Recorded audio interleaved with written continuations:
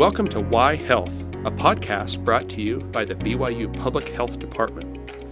I'm Dr. Cougar Hall, a professor here at Brigham Young University. Whether you are a student, parent, or BYU fan, this podcast will help you navigate the world of public health.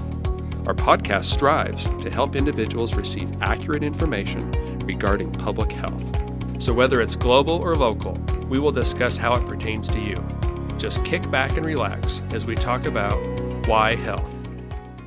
It's a real pleasure to welcome Dr. Josh West and Dr. Ben Crookston back to the podcast. How you guys doing?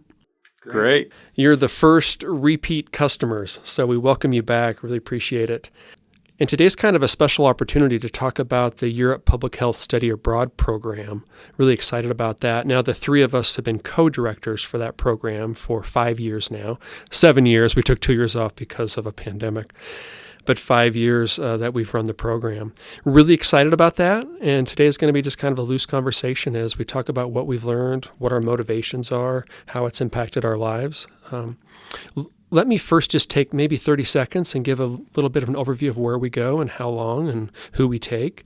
The 2022 version of the Study Abroad program included 44 BYU students, 13 faculty and dependents, so family members. I think our entire group was 57 people. We visited three primary countries, or had three primary locations, I should say, the Netherlands, France, and Spain. But I believe, you got to correct me if I'm wrong, we had day trips into Belgium, Germany, Luxembourg. We had, if you can call it a day trip, we placed our feet down on the top of a mountain in Italy.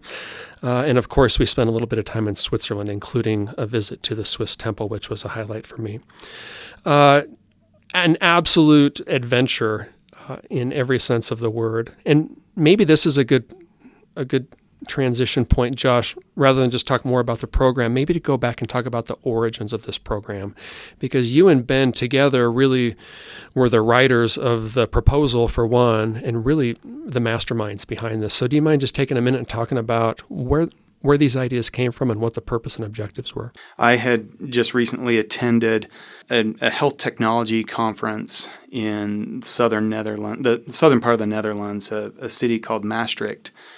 And I know I'm not saying that with a Dutch accent at all, but this was one of the most beautiful places that I had ever been, that I had never heard of. I mean, it was one of those places that if I told my neighbors I went to Maastricht, they would say, "Is that a town in Idaho, or is that I don't even know where that is?" And so when I went there, and it was kind of late November, early December, I thought that it was the most magical place I had ever seen. I couldn't believe what I was witnessing, both kind of on a personal level, but also on a public health level. And on a public health level, I just couldn't believe the number of bike paths. I couldn't believe the number of people riding bikes to school and to work and all these other places. I had never seen anything like it. And so from a kind of a professional standpoint, I was looking at what I was seeing thinking, everybody has to see this. This is unbelievable. I can't believe this. And I remember it snowed one morning, and I thought, well, I was kind of anxious to get out and see. So all the bikes are like put away. How's this going to turn out? And they had this little kind of like almost like a side-by-side ATV, UTV machine that had a big roller on the front, and it just went through, and they prioritized the bike paths, and they cleared that off before they worried about the roads, and almost like it was no big deal. And I saw moms taking kids to school on bikes, and so it was like the weather was maybe a minor annoyance, but that was it. And so I came home with a bunch of pictures and a bunch of stories to tell my students. And we had a discussion in class about the built environment and how the built environment makes it easy or difficult for us to be healthy. And so I was describing how in the Netherlands, all of these bike paths and this infrastructure that makes it safe makes it really easy for people to say, I'm going to ride my bike to work instead of I'm going to drive to work. And one of the students said, why don't we take a field trip? And I, kind of laughed because for all the obvious reasons, it's impossible. Well, we're not going to do that. Why would we do that? We're in a class here in Provo. And I came back from class and had a conversation with Ben and perhaps with you, Cougar, and we kind of laughed like, yeah, why don't we do a field trip? It's funny to think about. And then, it maybe just struck us as, why don't we do a field trip? Sure. Why not? Yeah. Why don't we take students to the Netherlands and see this and experience it? And hopefully that will leave us somehow changed. And I think Ben has a better perspective personally, maybe better kind of context and international experiences to kind of speak to the cultural humility aspect that we were trying to achieve. But I mean, so it was kind of the beginning of this particular public health study abroad. I think traditional public health, study abroad programs and travel programs, if you will, we really have gone to places like sub-Saharan Africa where I think, if I remember correctly, when you were at the University of Utah, you took students to Ghana several summers in a row, and per Josh's account there of taking students to Peru, that's more of that traditional, we're going to go and we're going to identify, the resources that these communities need and how we can drop some knowledge on them and help them solve some of their problems. But this approach of going to nations that have much better health outcomes, by and large, it's not fair to say that everything's better, but they have better life expectancy and probably better work-life balance, and they mitigate stress a little better than we do in their approach to living. But to go to those locations and say, okay, we have a lot to learn from you. Can you speak to that experience? Because you can really juxtapose that with your work in the developing world, I think. Sure, yeah. I think for us, we had all worked in global health for a while and had amazing experiences going to these places. And we learned a lot from our colleagues in those places and how resourceful they were in areas where resources were really scant and scarce. And we had really fulfilling, rewarding times there. But I think we also recognized, A, that there are lots of problems in our own system, and B, there is value in going somewhere to learn rather than with this idea or intent that you might treat or change some other local outcomes. So for me, I think, Josh has described it really well. Part of the genesis with this too was, what can we do that might allow us to go and learn and kind of expand our own horizons with the possibilities. There's an article, Cougar, that you shared with us this spring, where the writer they lived abroad and they did this weekend in the Netherlands. The wife and husband, the woman who wrote the article, talked about, she gave a quote that's just really stuck with me. She says, we travel partly so that we can glimpse new possibilities for our own lives back home. And I really love that. I mean, I think for me, part of going to Europe and taking students there was this hope and this idea that we could get them to see the possibilities in their own lives. They weren't going to Europe to change Europeans. They were going to Europe to change themselves.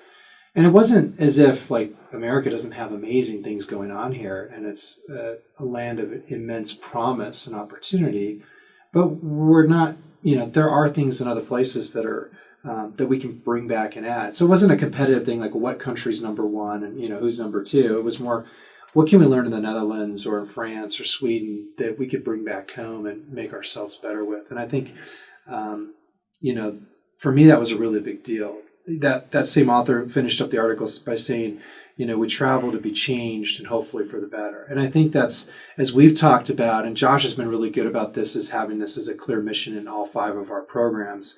We want students to have a life-changing experience because we want them to go there and to come back better, not different, like in the sense that we're trying to erase anything of their past or the good things that they have, but to be built up to an even better potential than they had before. I love it. Let's talk. So Josh has already introduced a little bit about the Netherlands, and it's probably been 12, 13 years since that academic conference in Maastricht. And I do remember you coming home mind blown about the bike paths. And the bike paths are noteworthy. And we should talk about Dutch cycling culture for just a moment. The Netherlands is a small country, home to 17.4 million residents, has 22,000 miles of bike path. So if we want to do a comparison, the U.S. just this summer hit this mark. We now have 18,000 miles of bike path in the United States. If you were going to do the equivalent, right, since we're 237 times the size of the Netherlands, we would need almost 5.3 million miles of bike path. So there's certainly many, many miles of bike path in the Netherlands. And the modal share of, commuters going by bike versus car versus, it's remarkable. And it really does absolutely change society, just the pace, the tempo, the lifestyle. In the United States, if you ride a bike, you're young, you're poor, or you're an enthusiast. You're a cyclist, you're a mountain biker. In the Netherlands, day after day, you see middle-aged, upper class. They have down jackets, wool blazers, scarves, the most beautiful people you've ever seen. And they're riding their bike at 2 p.m. And they're not riding to the park. They're riding to the store. They're riding to work. You really have to experience this, as Josh said earlier. So it's a remarkable place. Thoughts on cycle culture? Because I don't want to get into mental health and work-life balance with the Dutch as well. But any quick thoughts? Because you are actually both enthusiasts when it comes to cycling. How has it changed your perception of cycling and what we might do in the U.S.? Any thoughts? Well, I'll take a stab, and Ben can play clean up and actually give some very thoughtful input. But sure, Josh. In my opinion, they have done a really good job of balancing, as you would say, the enthusiasm, the competitive nature of bikes as a kind of a form of recreation, a form of competition that were really perhaps overemphasized in the U.S. I mean, we have lots of apps to track physical activity that allow you to compete with others and see your performance as compared to everybody else. And my sense is that they've done a good job of being able to balance. The bike is a tool that we use to get around places. And it's also a tool that we use to go see people that we love. It's also a tool we use to go to the grocery store. We have cars for that, and we think of cars along those same lines. And yet I think they've also done a good job of embracing the bike as part of their culture. I think they've done a good job of embracing the bike as also for recreation and for physical activity and for all of these things. And so I like to think of it as a tool for active living and not a tool for exercise. Right? The perspective that they would have is this is a tool that we use to facilitate how we want to live. And so we ride the bike and it helps us to be healthy, and it also helps us get to the grocery store, and it's good for the environment and all of these things. Whereas I think we've chunked up very much these different aspects of our lives. So we're going to use this tool in order to help us be fit. We're going to use this tool, the car, for all these other activities. We're going to use, sure. And so I think they've done a really good job, and they've been very thoughtful about how they build this infrastructure. And not to get too far off topic, but we once heard a city planner that we were meeting with in Sweden say, and he was kind of making fun of other countries' approach to building bike paths, and really as a way to kind of emphasize their approach that is very thoughtful. They look at where people live and where they need to go, and then they build bike path to facilitate transportation between those 2 points. And he said, other countries, and he specifically referenced France in kind of a derogatory, tone, but said the French would see a lake and they would build a bike path around a lake as if its only purpose is for recreation. And he kind of chuckled. And that was funny to us because that really characterizes our approach, right? We would build a trail. We would build a path somewhere. People would have to drive there in order to then, recreate there. Whereas, the Swedes or the Dutch certainly would have an infrastructure that would just make it easy to live. Yeah, Josh described that really well. I think I just add one personal anecdote related to that. So, Carrie, you mentioned bike enthusiasts. We're all bike enthusiasts. And before the study abroad, I probably rode my mountain bike 4 days a week, and absolutely loved it, both for exercise, but for fun and being with friends. And when we went to our first study abroad and spent a week in the Netherlands, I came back just completely, the possibilities of what I might do completely changed. I never had thought about it. I live about 20 miles away from campus. I had never thought about commuting. And with my bike, I drove my car 30 minutes each way, and then I would separately spend time exercising, whether I was running or biking or whatever. And I realized, I started doing the math. I thought, okay, well, if I ride to campus, I can actually buy a fairly inexpensive city bike. I can ride to campus. It takes me a little bit more than an hour to get there, and then reverse that in the afternoon. So I spent a little more than 2 hours commuting versus 1, but I would spend at least an hour exercising previously. And so it really changed the way I thought about the bike from being a fun thing, and I still love biking, and even riding to work is fun for me. It's enjoyable. It's a way to decompress after work. It's a way to kind of refresh myself in the morning and think about the things I have before me, as well as it's being active and being outside and breathing fresh air. And I realized that it can be a win-win. I mean, I'm using one less parking space. I save about $10 a day on gas, given how expensive gas has been.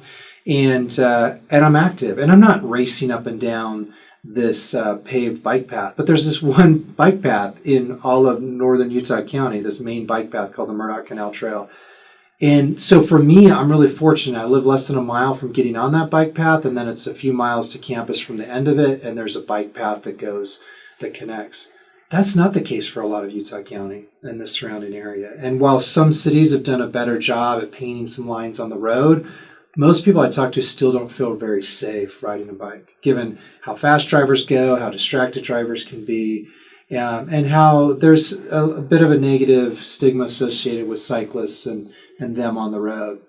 But for me, the bike path allowed me to kind of bypass a lot of that and to be in a safe situation and to be able to have a chance to kind of give back to the environment for myself, as well as to be able to be active without, I don't have to be drenched with sweat at the end of the day. So, but I never thought about that before going to the Netherlands. I grew up in a car family. I had a car, that was the idea. Cars take you places. But this really changed the way I think about public transit, the way I think about bikes, the way I think about walking. And cars are great. I use a car. I'm not anti-car.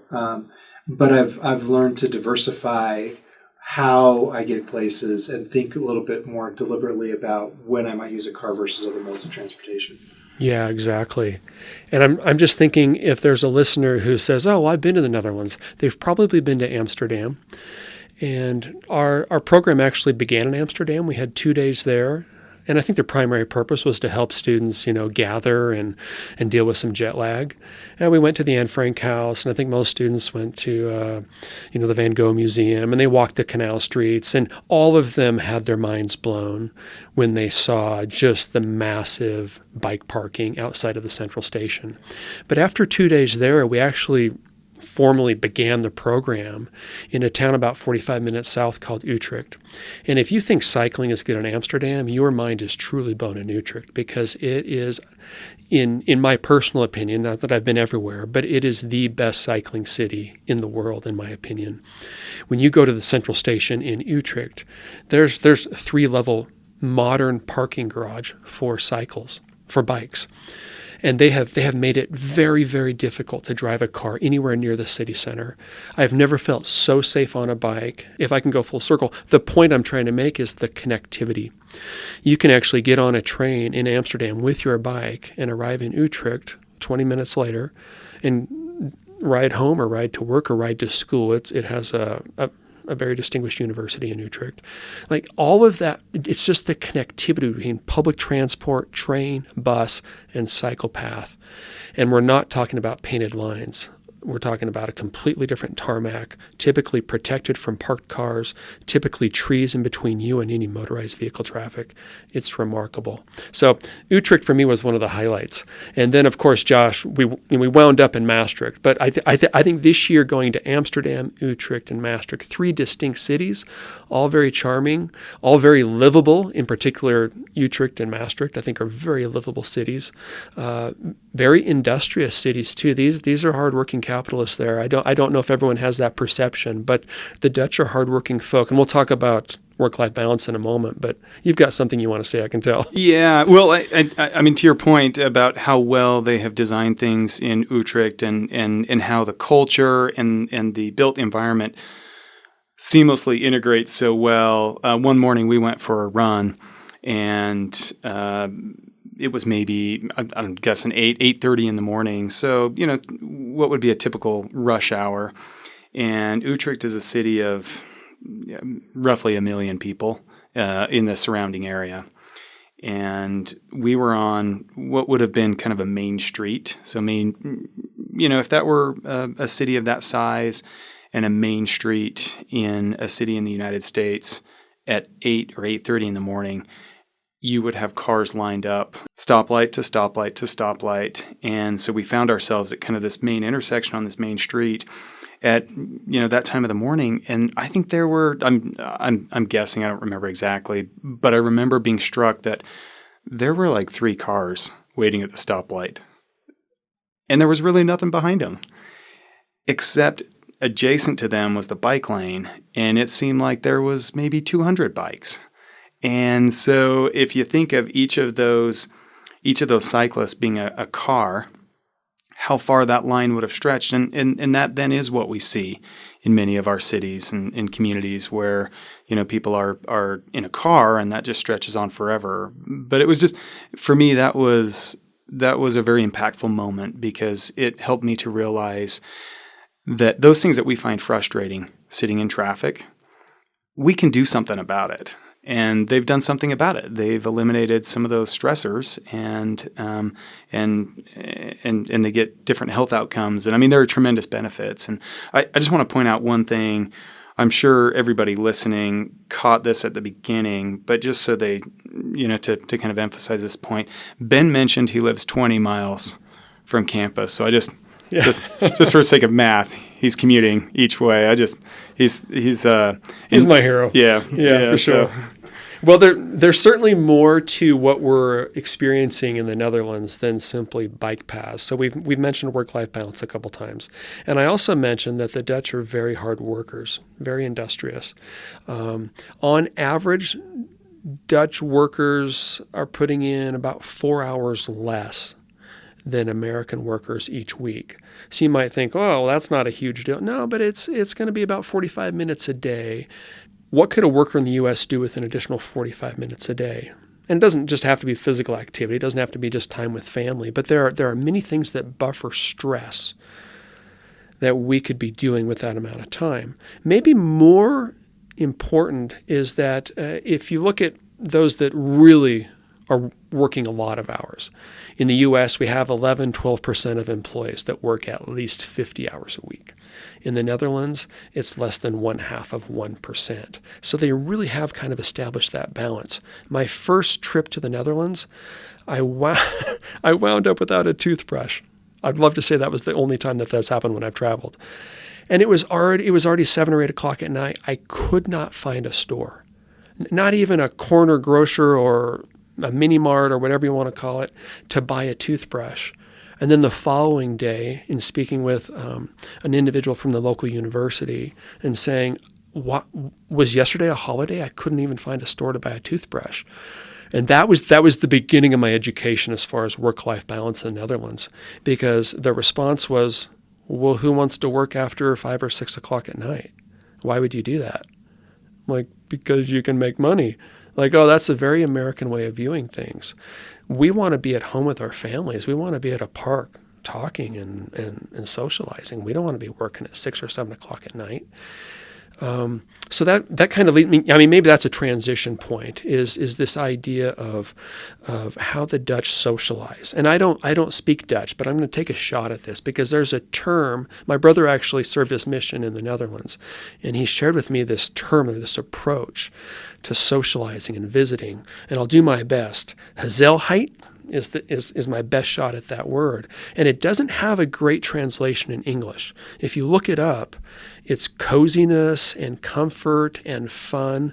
But what it really is this approach to socializing. And we've all seen this, where when I get home from work, I open the garage door, I pull in, I close the garage door, and now I'm in my abode. And we might be streaming Netflix, or we might be playing a game, or making a meal, or doing, but that's it. We're not interacting with other people. We've seen this, whether it's in Amsterdam, Utrecht, Maastricht, or anywhere in between, this 3 and 4 hour social event which is grab a bottle of wine, go sit by a canal and chit chat, or go to a restaurant with all of the chairs and tables facing the street, and you just have a 3 or 4 hour meal where you talk and you socialize. It turns out that's really protective. It's not just we work fewer hours in the Netherlands. It's lowering those stress levels and allowing an opportunity for social support. So this is interesting on what we think is the tail end of COVID. Is there was a report just this summer looking at which nations have done the best in dealing with the mental health consequences of quarantining and isolation and working from home. And it's no surprise to me that the Netherlands, and it wasn't even close, the best mental health outcomes coming out of COVID. Because I've observed their gift for gab, if you will, and their just willingness to just sit and talk and connect. There's a lot we can learn. I think cycling is really cool, but I think there's a lot we can learn as far as how they interact and how they value that social connection. Any other observations that you've made or lessons learned as you reflect on the Netherlands? Well, I think the one thing I would add too is I think when it comes to work productivity, work-life balance, less can be more. I'm not an expert in this research area. You probably know more about this than I do, but we have anecdotally had a lot of conversations about just because you're in your office doesn't mean you're productive. Just because you're on the clock doesn't mean you're producing a service or something of value. So when an employee who may work, say, 36 hours a week, but is fresher and more attentive and alert during those 36 hours, you may actually get more out of them than somebody that's working 50 hours because that productivity wanes. There's a constant fatigue, there's burnout and things like that. And so my guess is, especially just observing this individually in these countries, they're very, like you said, industrious. They're getting a lot done even in a shorter work week. So I think there's something to be said, both from a health point of view for the individual, but even for the productivity point of view of a company who's trying to make profits. Yeah, absolutely. Let me transition a little bit. So we've talked quite a bit about the Netherlands. Following our trip to the Netherlands, we then move on to France, and we have stops in Paris. I don't know if we can take, college students to France and not spend some time in Paris. I know that the big cities are not our favorites as co-directors, but we stop in Paris, and then we head down to the southern part of France, to the Alps, and we spend a few nights in Chamonix, which is a mountain town, very much a alpine ski town. And then not far from Chamonix, we stop at Annecy, and I don't speak French either, so I'm sure I'm just botching these names. Annecy is at the base of the French Alps, a beautiful resort town, if you will. It's a gorgeous lake. I think it's often called the Venice of France because all these gorgeous canals and small shops and restaurants and eateries. We haven't, though, talked, because I can transition. I was prepared to talk about smoking rates in France. They double our rates here in the U.S. They apparently didn't get the memo about smoking. But probably the whole public health thing, I'm probably hitting it too hard and boring people. Maybe we talk about our students. We took 44 students this year. Every group has been remarkable, but I just loved this particular group. And I think I was enjoying them in the Netherlands. But when we got to France, I was like, okay, you're all rock stars. It's so much fun to see them experience everything in Paris. So what do you two remember about these amazing students in Paris, or all of France for that matter? But take it away. Well, I mean, it's a little bit like a parent giving a really young kid, it's like this is your first Christmas when you're gonna actually know what you're doing, what you're opening, and they open something and they're just excited, and that was what was really fun, and that is what's fun about taking students places where they've never been or they've never experienced things like this, is that it's all new and it's all exciting. But I felt like in Paris, we had almost like a stopwatch. The bus rolled in and we clicked go, and people were, I don't know that anybody took anything out of their bags when they put them in their rooms. It was like they put them in their rooms and they were gone. And it was this, a sprint for several days to see everything. And that's really rewarding. That's fun to see. And it makes you feel like this was effort well worth it, because you're experiencing and you're learning and you're growing. This group was remarkable, but their ability to live in the moment and to live it to the fullest extent was really cool. And I think sometimes we as adults are like, oh, you got to plan for this or plan for that. But like, they just were present and they went after it. And that was really fun to see. And we had lots of great conversations. The other thing that was really cool about them was how they interacted with each other. The tendency has been in some of the previous study abroads for kind of groups to form. We're kind of naturally tribal. You find the like-minded people and you form your own little groups. And cliques aren't necessarily malicious in their exclusion of others. They're just, you find the people you're most comfortable with and you kind of go do your thing. But this group was really interesting that they continued to be very inclusive. Even almost 2 weeks into the program, they were still, we used a social media platform to communicate and say, hey, we're going here or there. They just are really good about that. Hey, we're meeting in the lobby in an hour. We're going to go see this particular place. Anybody wants to come? And there was a lot of interaction that way. And it was sincere. It wasn't just saying it so that others could hear it. They really would take. And so I don't think we've seen groups where students have kind of filtered across smaller groups as much, where there was just like one day you might be hanging out with these 5 people because they're going to see this thing. Another day you might hang out with these other 4 people, and it's equally comfortable. And that was really noticeable to me. And I thought it was a great sign of just, rising generations always take a lot of criticism from older generations for a variety of reasons. But I think this group really put their money where their mouth was as far as inclusion goes. And we're very open to others joining them and going to do things. I totally agree with both of those sentiments. I think it's interesting. And I am one of those old guys, get off my lawn. I'm the old grumpy guy in the neighborhood.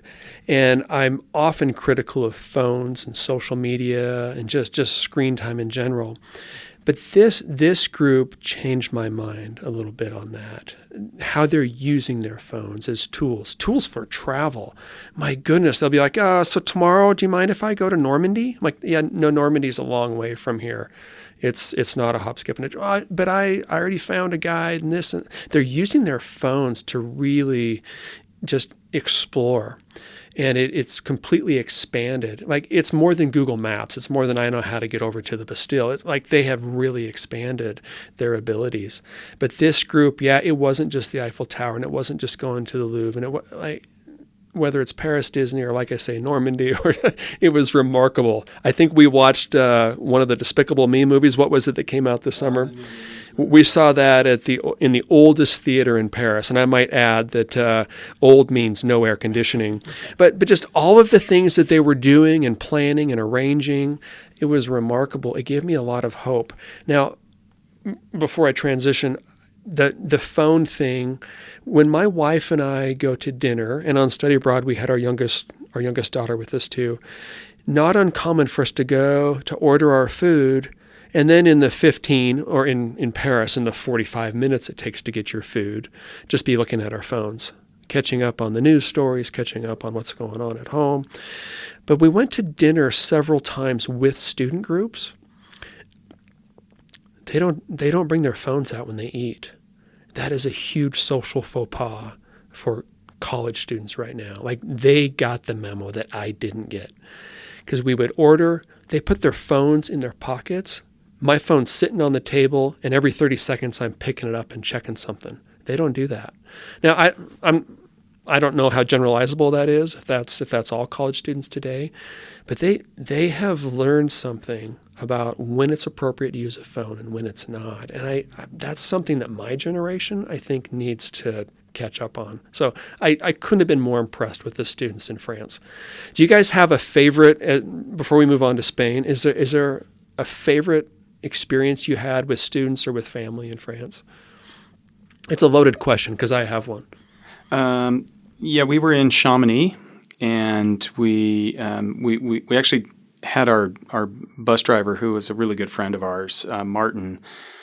He dropped us off actually across the border in Switzerland. There's a large reservoir, And so he dropped us off there, and we had a hike back to our lodging down close to Chamonix. It was a beautiful hike.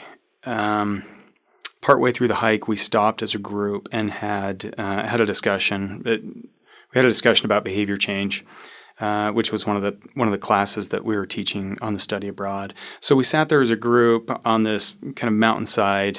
It had this beautiful vista all the way over to Mont Blanc, you could see, and we were talking about behavior change. And it struck me as just incredibly unique and beautiful, and students were pleasant. They were engaged in the discussion, but more importantly, I just had this sense of kind of gratitude for the efforts that they made to be there, the efforts that the university made to have them there, and the efforts that the two of you made, my friends and colleagues, to be there and to make it possible for students to be in such an incredible setting talking about something that we've talked about a million times at home in Provo. But to be able to do it there was really special. That's really cool. And I have probably missed an opportunity to talk about just how much work and effort goes into study abroad. And it's not to pat ourselves on the back. It's to say that there's a lot of effort by many different individuals and different offices across campus. Just by way of example, this year's study abroad was from, I think, June 24th to about July 21st, about 28 days, 30 days of travel in there with 44 students, like I say. And we each taught a class. We had some directed readings. We had some grad students who were doing projects there as we traveled, many lectures, just a lot of work within that approximately 1 month time period. But it really is reflective of almost a full year's effort. In fact, I got an email this week from the Kennedy Center on campus, who really, that's where all the study abroad programs are housed, asking when can we get together in the next week or two to start planning the 2023 program. It really is an 11-month program, as far as an 11-month effort as far as preparing for a program, from recruitment to preparing classes to making travel arrangements to the finances. It is remarkable. And I had the same thought, Josh. I'm exhausted because I can go for about 2 weeks and then I'm just like, oh boy, this is a grind. I want my pillow. I want my protein shake at home. I want to see my dog. So as much fun as it is, you're also just like, whew, I got to find another level. I have to rally. We have 2 more weeks of this, right? It's an incredible experience. And every day I experience so much gratitude for the students, for their family members who are supporting them in many different ways, and just for that opportunity. It's pretty cool. So Ben, I cut you off as per usual. You were I was just going to add about, and it's related to that experience, is, when we're going through the fall and we're planning out our dates and when we're going to be different places, we had a lot of uncertainty because of COVID and which countries we'd be allowed to visit.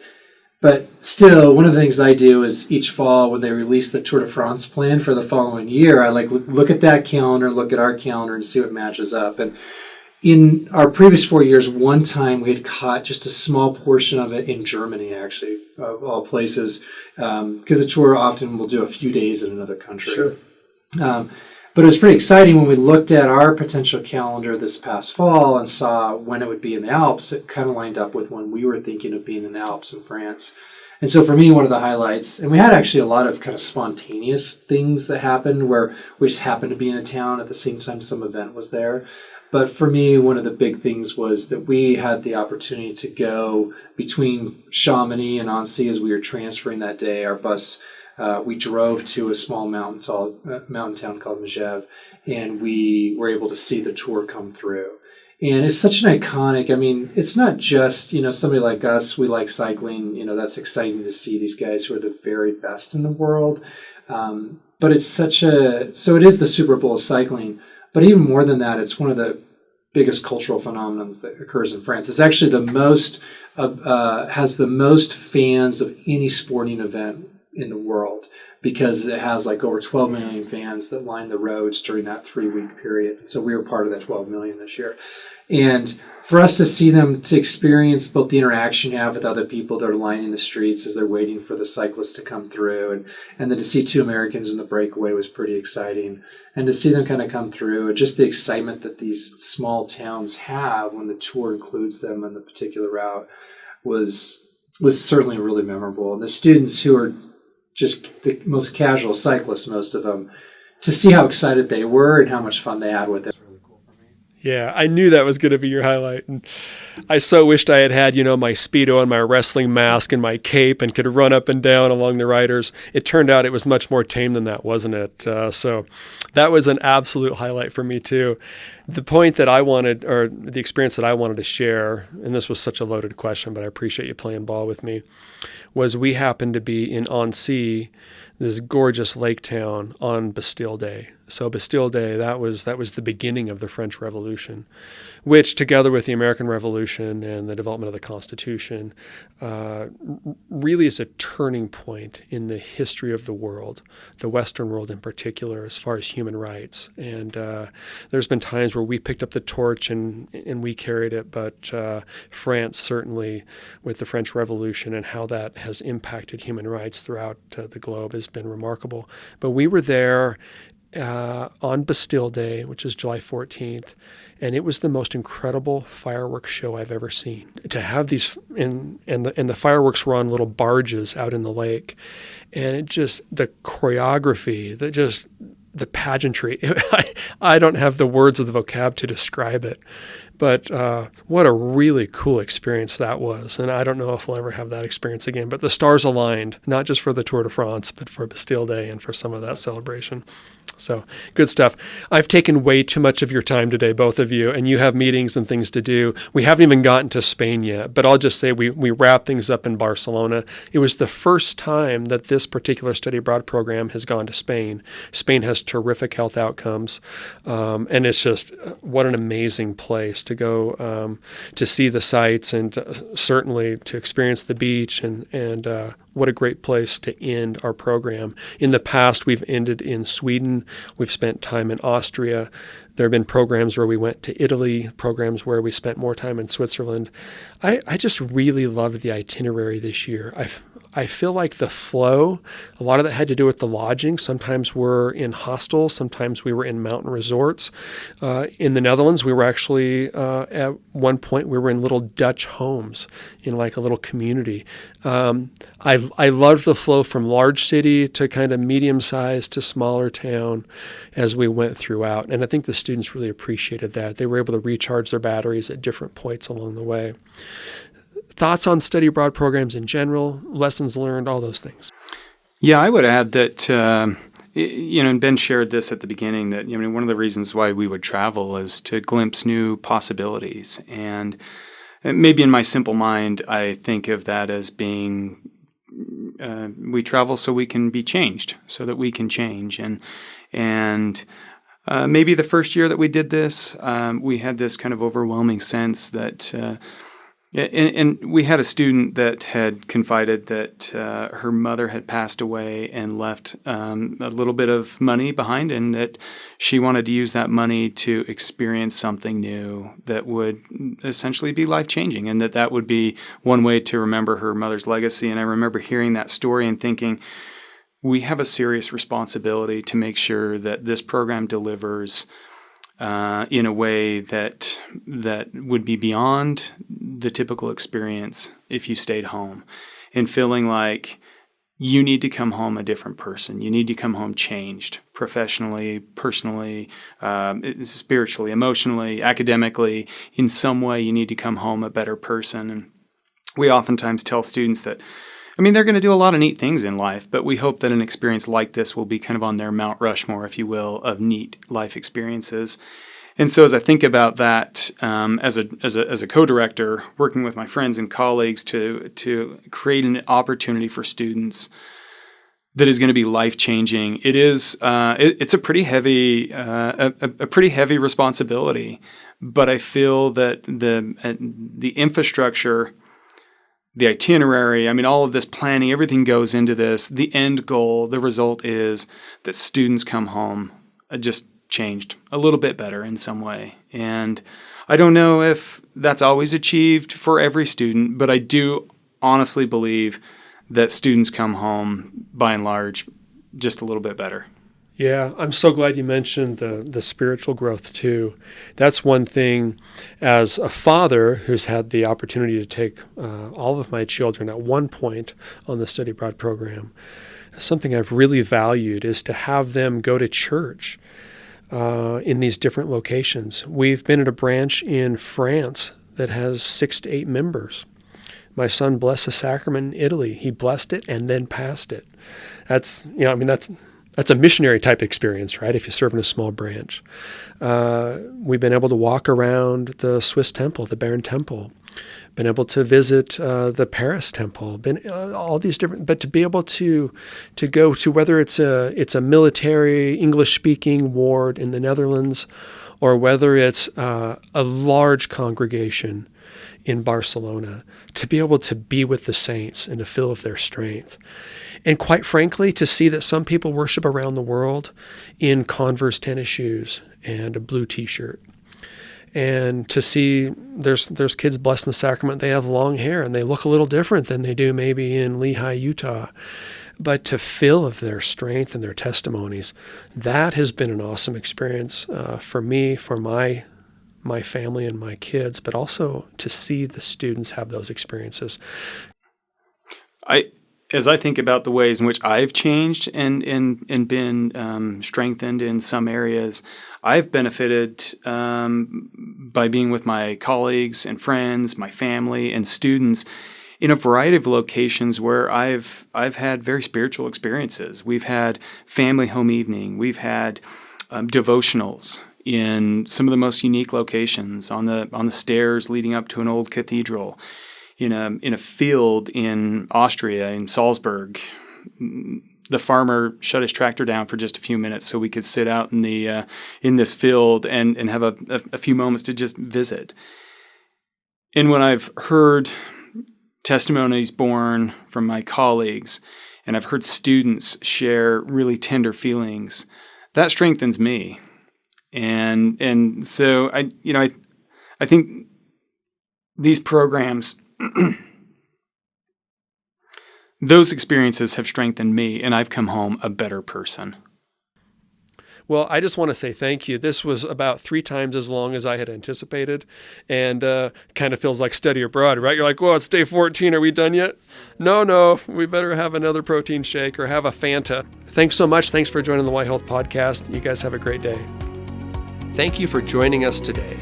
Catch us on our next episode, and don't forget to subscribe to future Y Health episodes.